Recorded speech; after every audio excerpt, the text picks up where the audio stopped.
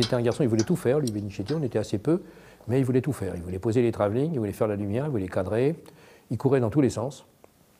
Et c'était un vrai bordélique au sens de la préparation du tournage. Il voulait faire un film complètement zen sur le temps qui passe, et j'ai jamais vu un mec aussi agité de ma vie. C'est troublant d'ailleurs de voir comment on dit les films ressemblent à leurs auteurs, mais en fait, on se rend compte que l'interprétation, un film est intéressant dans la mesure où il échappe à la personne qui le fait souvent. C'est souvent intéressant comme ça. C'est pas réductible à la personnalité de quelqu'un. J'ai jamais vu quelqu'un d'aussi énervé.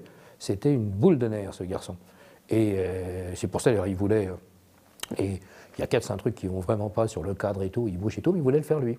Il disait, mais non, tu sais pas faire. Je dis, non, non, je vais le faire, il voulait tout faire.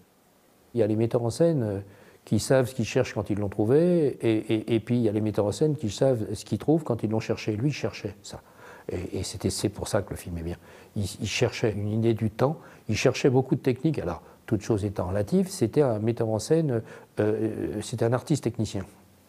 C'était un type qui cherchait avec des moyens compliqués à faire des choses simples. Et ça, c'est la force du film, je trouve.